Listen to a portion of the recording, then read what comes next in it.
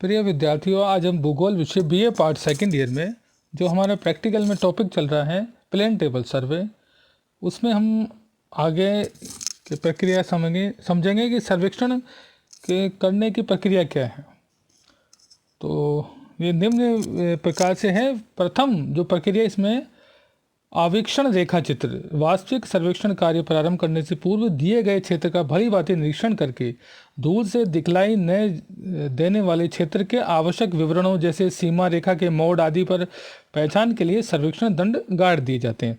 इसके पश्चात सर्वेक्षण में प्रयोग की गई विधि के अनुसार आधार रेखा अथवा चक्रमण स्टेशनों को निश्चित करते हैं। आधार रेखा व चक्रमण स्टेशनों के चयन में ध्यान देने योग्य बातों को आगे चलकर सर्वेक्षण की संबंधित विधि के अंतर्गत बताया जाएगा। क्षेत्र के आवश्यक विवरणों एवं सर्वेक्षण स्टेशनों का चयन करने के उपरांत उनकी अनुमानित स्थितियों को आवीक्षण रेखा चित्र में रूढ़ चिन्हों के द्वारा अथवा नाम लिखकर इंगित कर देना चाहिए। किसी सर्वेक्षण स्टेशन के क्षेत्र में स्थिति को अंग्रेजी भाषा के से ABCD के द्वारा हम अंकित कर सकते हैं और उस स्टेशन की ड्राइंग कागज पर तदनुरूपी स्थिति को अंग्रेजी के छोटे अक्षर ABCD से प्रकट करते हैं। अब सर्वेक्षण प्रक्रिया में जो दूसरी है प्लेन टेबल का स्थापन, मतलब उसकी सेटिंग करना। इसमें हम दो क्रिया हैं, एक तो समतलन करना, और समतलन के लिए हम स्प्लिट लेवल का काम लेते हैं, और दूसरा है केंद्रण तथा किसी अगले स्टेशन पर प्लेट टेबल को स्थापित और तथा अगले स्टेशन पे हम किसी को स्थापित करने के लिए तीन प्रक्रिया करते हैं: समतलन, केंद्रण और पूर्वाभिमुखीकरण।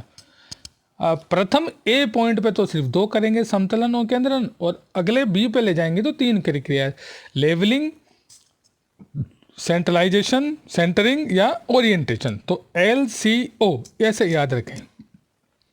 तो सबसे पहले प्लेन टेबल को सर्वेक्षण समतल करने के लिए आरेख पट्ट पर लगे ड्राइंग कागज पर किरणें खींचते हैं। पूर्व प्लेन टेबल को क्षैतिज दिशा में स्थापित करना आवश्यक है, क्योंकि ऊंचा नीचा रहती है तो इसकी त्रिपाद स्टैंड की टांगों को ऊंचा नीचा करके हम समतलन करते हैं, और इसके लिए स्प्लिट लेवल का भी प्रयोग करते हैं। स्प्लिट लेवल में हवा का बुलबुला सदैव ऊंचाई की ओर भागता है, अतः बुलबुले के भागने की दिशा में स्प्लिट त्रिपाद स्टैंड की टांग को नीचा किया जाता है ताकि बुलबुला बीच में हो जाए। और ये चारों कोनों पे करेंगे आरेख पट्ट पर।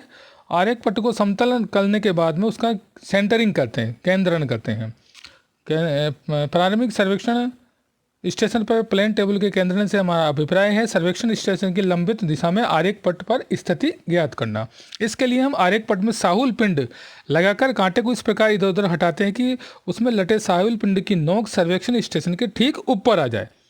इसके पश्चात आरेख पट्ट पर कांटे की नोक से इंगित बिंदु को पेंसिल से अंकित करके उस पर ऑल पिन गाड़ देते हैं, और उसी के सहारे एलिडेट को रखकर आधार रेखा के दूसरे सिरे पर गाड़े गए सर्वेक्षण दंड और क्षेत्र के अन्य विवरणों को लक्ष्य करके किरणें खींची जाती हैं।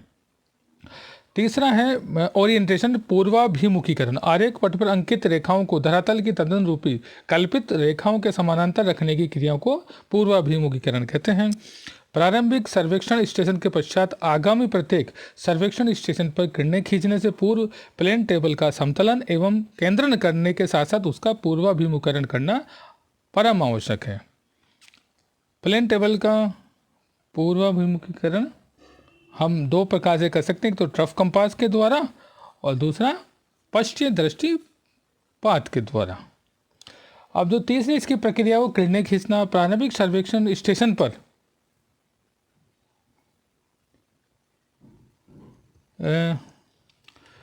प्लेन टेबल का समतलन एवं केंद्रण करने के पश्चात तथा किसी आगामी स्टेशन पर समतलन, केंद्रण एवं पूर्वाभिमुखीकरण तीनों क्रिया पूर्ण कर लेने के बाद क्षेत्र के विवरणों तथा आगे बढ़ाई गई आधार रेखा के अगले स्टेशन पर गाड़े गए सर्वेक्षण दंड को एलिडेट से लक्ष्य करके सरल रेखाएं खींचते हैं। इन सरल रेखाओं को किरणें कहते हैं।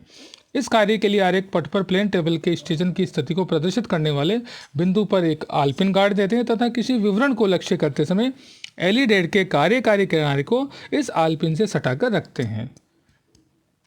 जैसा कि आगे जो सर्वेक्षण की विधियां हैं उसमें समझाया जाएगा।